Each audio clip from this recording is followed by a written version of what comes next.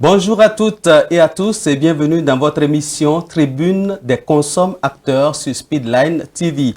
Une émission qui aborde les réalités que vit le consommateur, fait des suggestions aux décideurs pour des prises de décisions idoines en vue de proposer des solutions à chacun et à tous.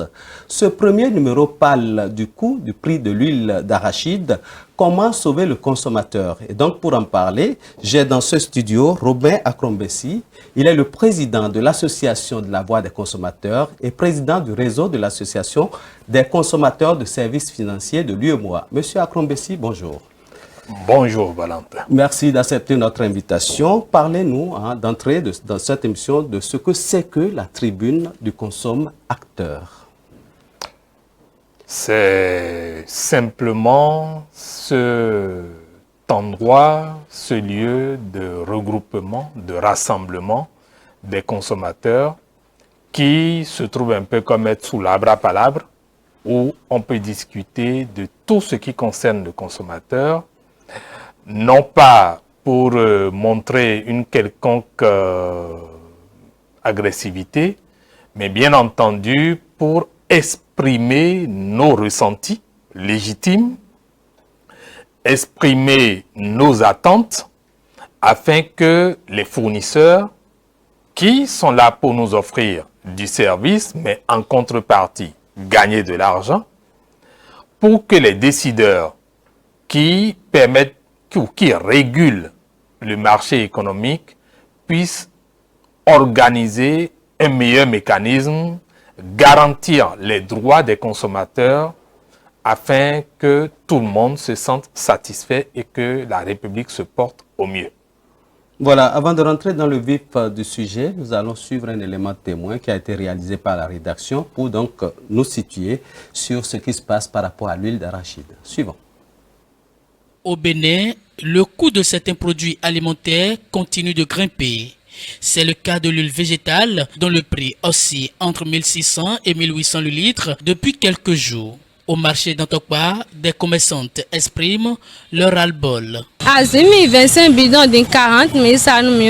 bidon d'huile végétale de 25 litres coûte 40 000, 1 litre à 1700. On prenait le bidon de 25 litres à 24 500, brusquement à 27 000, puis 28 000, 30 000, 36 000, 37 000. D'hier à aujourd'hui, nous l'avons pris à 40 000. Depuis que le prix a grimpé, je ne trouve plus de clients.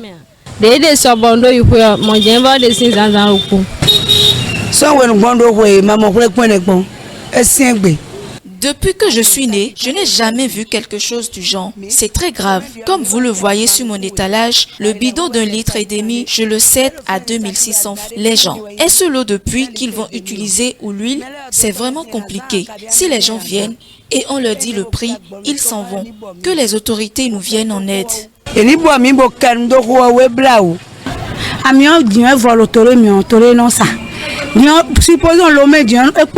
Normalement, quand l'huile finit dans un pays, on peut s'en procurer ailleurs. Mais nous voyons le contraire chez nous. Le Togo en a actuellement, mais tu ne peux pas oser t'approvisionner là-bas.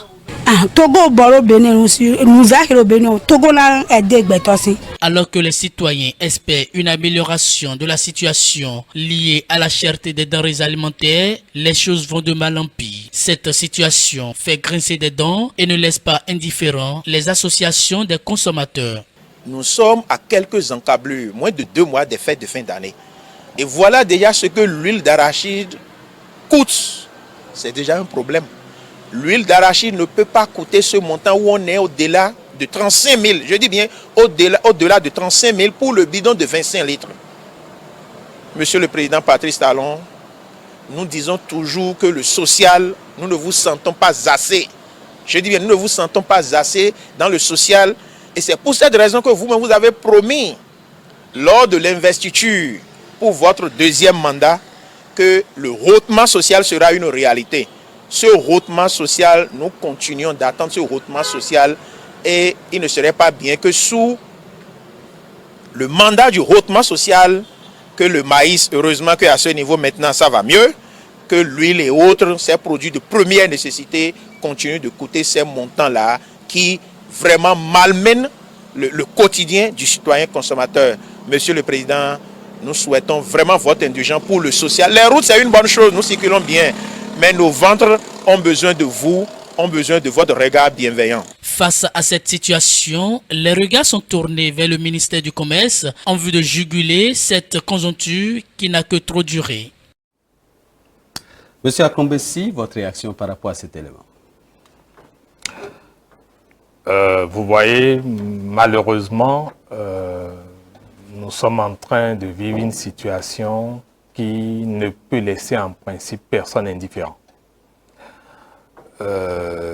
Pour nous, en tant qu'organisation de consommateurs, nous sommes très préoccupés, parfois attristés, parce que nous n'arrivons pas forcément à résoudre ces problèmes auxquels les populations font face, ces problèmes auxquels nos compatriotes, nos concitoyens consommateurs font face.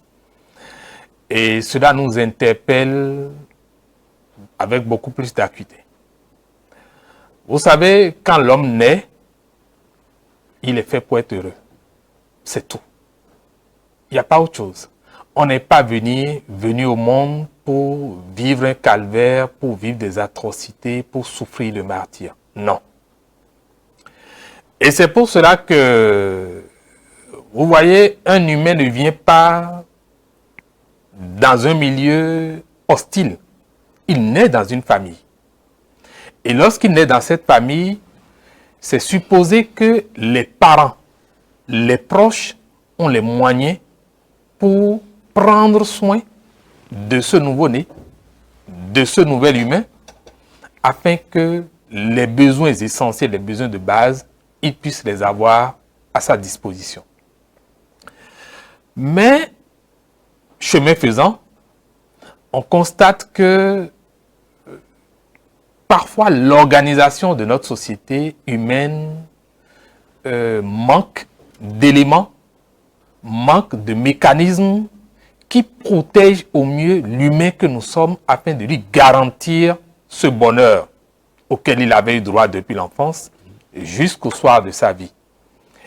Et lorsqu'on parle de manger, lorsque vous prenez la pyramide de Maslow, c'est le premier besoin ou l'un des premiers besoins physiologiques auxquels l'humain a forcément droit.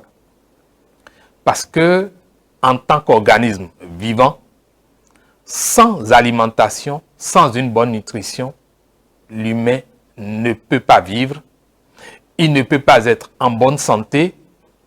Et lorsque nous ne sommes pas en bonne santé, il est clair qu'en tant qu'agent économique, nous ne pouvons pas officier pour produire davantage, non pas pour nous seuls, mais pour la société à laquelle nous appartenons, afin de garantir la prospérité de cette société humaine, de cette communauté.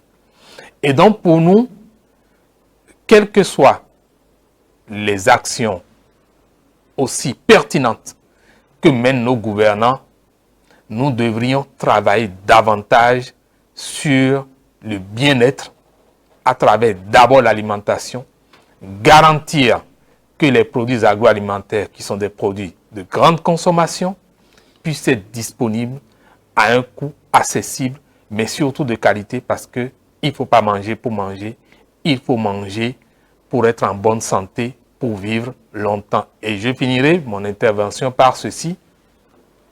Lorsqu'on parle de qualité d'alimentation, ce n'est pas juste une vue de l'esprit, ce n'est pas juste une théorie, la qualité. Non. La qualité couvre deux volets très importants.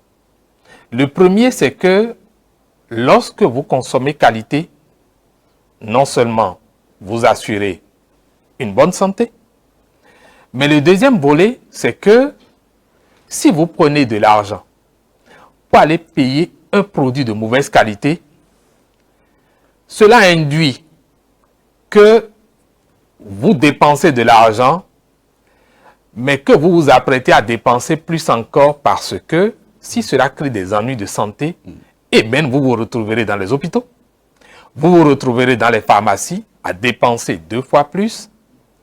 Et si le produit que vous avez payé, vous constatez que c'est en une certaine quantité que vous ne pouvez plus l'utiliser parce qu'il est impropre à la consommation humaine, vous dépenserez encore de l'argent pour payer un nouveau produit qui répond aux normes de qualité.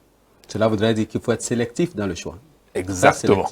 Alors, on va évoluer dans cette émission. Qu'est-ce qui justifie la hausse, n'est-ce pas, du prix de l'huile d'arachide que nous constatons et qui va galopant jusqu'à présent? Pour commencer par le général, ce n'est pas seulement l'huile d'arachide, précisément, l'huile végétale, qui a connu une hausse de coût. La hausse de coût s'est généralisée pour la plupart des produits de première nécessité.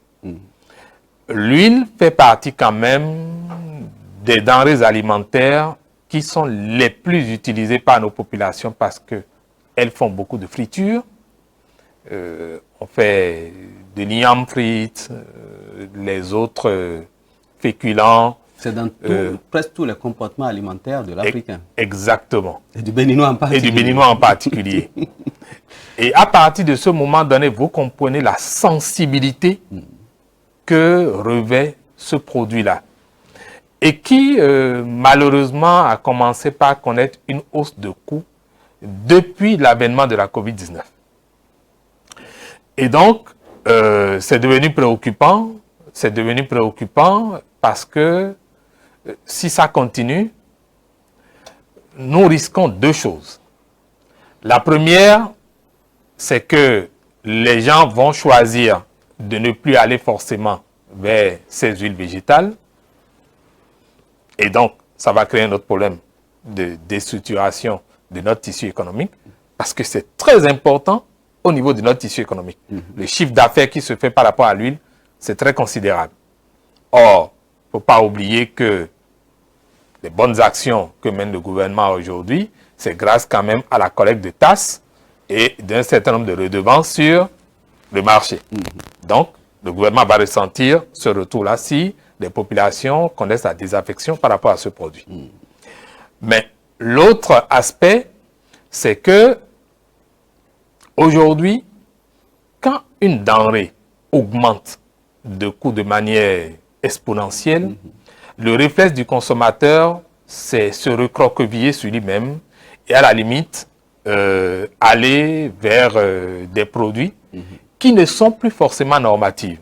Parce que les fournisseurs développent le génie de ramener sur le marché des produits similaires, mais qui ne garantissent aucune sécurité alimentaire. Et comme le consommateur n'a pas beaucoup de ressources, le ménage ira vers ces produits à moindre coût, mais qui sont plus dangereux encore qu'on ne se l'imagine. D'où la gravité des ennuis de santé qui vont s'en suivre. Et donc pour nous, aujourd'hui, cette hausse de coûts, ça a pour cause d'abord ce que nous avons vu pendant la période de Covid, rareté des produits. Mais aujourd'hui, les plaintes des vendeurs sont assez claires, c'est qu'ils subissent à l'importation des taxes qui pour eux seraient à l'origine.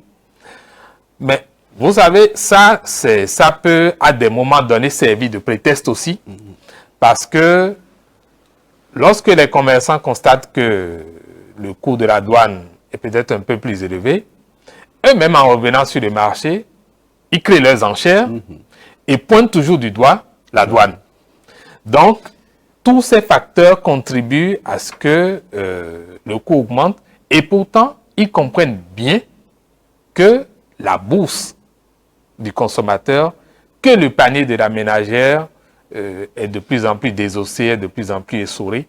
Et donc, ça se fait à la barbe du gouvernement, ça se fait à la barbe du ministère du Commerce.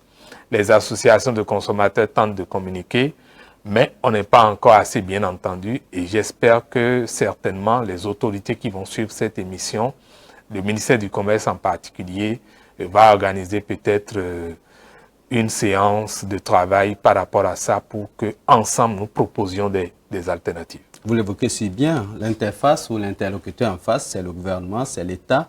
Mais comment faire pour que cet État-là se sente engagé face à l'inflation qui est galopante? Comment juguler donc cette inflation? Ce qu'il faut faire, c'est ce droit du consommateur à s'exprimer. C'est très important. Nous avons accès à l'information. C'est un droit qui est respecté. Nous avons le droit de nous exprimer. Personne ne nous empêche de nous exprimer. Tout consommateur, lorsqu'il se sent impacté par les coûts des produits sur le marché, c'est son droit absolu d'exprimer ce ressenti-là.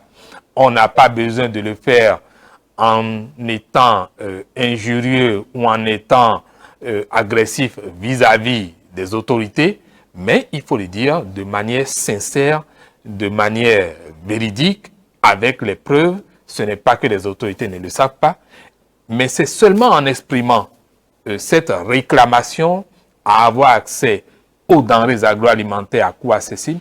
Et ça fait d'ailleurs le 8e droit du consommateur, c'est-à-dire le droit à la satisfaction des besoins de base. Et c'est prévu aussi dans la loi 2007-21 portant protection du consommateur qu'il appartient à l'État, lorsqu'on se retrouve dans ces cas de hausse de coûts, que les produits ne sont plus accessibles aux consommateurs, que l'État puisse, par un mécanisme de régulation du marché, prendre les dispositions pour garantir l'accès. Donc, la première des choses, c'est que les populations s'expriment à travers, par exemple, les médias. Quand je parle de médias, ce n'est pas seulement les chaînes de télévision, de radio ou bien de choses là. Les gens peuvent prendre leur papier, écrire au gouvernement pour dire voilà ce que nous vivons. Les gens peuvent s'organiser, faire des pétitions. Et aucun gouvernant qui aime son peuple n'est insensible lorsque c'est fait de manière courtoise, mais de manière ferme. Et c'est ça la démocratie en fait. Ce n'est pas passer sur les médias pour injurier, pour hausser le ton. Non, il faut exprimer vos attentes parce que nos gouvernants sont payés pour faire ce travail. Ils sont payés pour satisfaire nos attentes. Et nous devons réclamer cette attente-là, une fois encore, de manière courtoise. Et justement, parlant de ça, vous êtes association de défense des droits des consommateurs. Dans ce sens, qu'est-ce que vous faites? Nous avons déjà discuté un peu avec les membres du ministère du Commerce, mais nous constatons qu'il y a un peu comme une sorte d'omerta, personne ne veut en parler globalement. Ça a commencé par nous interpeller et je vous rassure que vous avez vu un collègue qui est intervenu dans l'élément tout à l'heure. En fait, au nombre de 6 désormais, un certain nombre de ténors du consumérisme au Bénin se sont mis ensemble pour mettre sur pied le BFUC, qui est le Bureau fédéral de l'Union des consommateurs du Bénin, qui est en train de réfléchir à la question comment saisir le ministère du Commerce, comment saisir le gouvernement pour qu'on trouve des alternatives afin que au moins le coût de l'huile d'arachide baisse. Par rapport au maïs, nous avions mené beaucoup d'actions. Nous avions mis sur pied le projet Conso Solidarité. À travers ça, nous avons mis sur pied des épiceries sociales. On n'avait pas les moyens d'en faire beaucoup parce qu'on a demandé aux consommateurs membres de l'association de le faire, puisque l'association n'a pas vocation à faire du commerce. Donc, c'est les membres qui se sont mis ensemble pour mettre sur pied ces épiceries sociales. Mais ça a soulagé énormément de gens. Pendant que le maïs était vendu par endroit à 500 à 600 francs, les épiceries mettaient à disposition à 250 ou à peine à 300 francs. Ça veut dire que si nous voulons aider nos populations, c'est possible. Ce n'est pas que ce n'est pas possible. Et c'est là où j'avoue que nous attendons beaucoup des politiciens, des acteurs politiques, parce que pourquoi est-ce que quand des actions sont faisables, pourquoi est-ce que quand nous sommes une communauté d'humains et que la devise de notre patrie, c'est fraternité, justice et travail, pourquoi est-ce que nous refusons de nous asseoir pour discuter intelligemment et trouver des solutions? Parce que c'est dans cette discussion-là que nous allons trouver des solutions. Une partie ou bien les associations de consommateurs ne peuvent pas aller se mettre dans leur bureau et dire « bon, nous on est des génies, on a les solutions, on l'impose à tout le monde ». Non. Nous proposons, et vous savez par rapport à ça, nous avons une action en vue qui va se faire certainement avec les collègues. Nous allons rencontrer les partis politiques. et discuter avec eux pour leur dire, si vous aspirez à venir au pouvoir, si vous aspirez à nous gouverner, il va falloir quand même que ceux que vous gouvernez, puisque nous sommes en démocratie, nous puissions discuter de comment est-ce que nous organisons notre société. Comment est-ce que lorsque nous avons des problèmes de consommation, comment est-ce qu'on discute du panier de la ménagère? Des alternatives, il y en a à foison. Imaginez simplement que, par exemple, à travers notre initiative Conso Solidarité, que les consommateurs puissent commencer par mettre ensemble des coopératives de production agroalimentaire. Vous imaginez que nous allons produire nous-mêmes et nous les revendre encore cher? Non, ce n'est pas possible. Si c'est nos propres coopératives, ça veut dire que là où c'est vendu peut-être à 300 francs, nous allons nous les revendre au plus à 150 ou à 200. Vous pensez que ces hommes politiques vont vous entendre? Vous savez, moi je me dis souvent, les Béninois sont quand même des êtres intelligents. Et lorsque les rythmes changent, eux-mêmes, ils comprennent aussi que la danse doit changer. Parce que notre peuple n'est pas en train d'être abruti, hein. Il s'éveille. Et je remercie pour cela le président Patrice Talon parce que plus vous ressentez la douleur, plus votre esprit devient alerte. Vous le remerciez de nous mettre la pression. Oui, ça permet au peuple qui dorme de s'éveiller. Voilà, on ne va pas terminer cette émission sans évoquer la direction de la concurrence et des prix, parce que là, on est en train de subir une loi du marché, mais on a une direction qui s'occupe quand même de la régulation des prix. Que pensez-vous que cette direction puisse faire au niveau du ministère du Commerce pour juguler un peu cette inflation qui va galopante? La première des choses que ce ministère ou que cette direction en charge de la concurrence et de la régulation des prix du marché peut faire, c'est déjà, comme j'ai dit, d'organiser une séance qui est inclusive. Les acteurs qui sont les producteurs, les vendeurs sur le marché, les associations de consommateurs puissent s'asseoir à la même table avec le ministère et faire l'analyse pour voir quelles sont les causes fondamentales de cette hausse de coûts. Et voir maintenant quels sont les leviers sur lesquels il est plus facile d'agir dans l'immédiat, à moyen et à long terme. Et comme ça, on commence par régler les problèmes par palier. Si il y a peut-être des producteurs sur le marché qui exportent ces produits-là, pourquoi ne pas négocier avec eux pour que ces produits soient plus consommés par les Béninois? S'il y a la possibilité d'accompagner, de doper ces producteurs, puisque je sais que le gouvernement fait beaucoup aujourd'hui en matière de financement pour les PME, pour les petites, les primo-créateurs dans le secteur agroalimentaire. Si on peut doper ces producteurs, ces transformateurs, pour qu'il y ait plus d'huile sur le marché, nous allons le faire. Maintenant, je voudrais profiter pour dire à mes concitoyens consommateurs, surtout à nos bonnes femmes, à nos mères, que lorsqu'un produit commence par devenir cher, il faut apprendre à l'utiliser avec parcimonie, il faut apprendre à l'utiliser avec beaucoup de mesures. C'est de rationalité. De rationalité, c'est bien vu. L'huile d'arachide, l'huile végétale a priori, n'est pas une huile à consommer sans modération.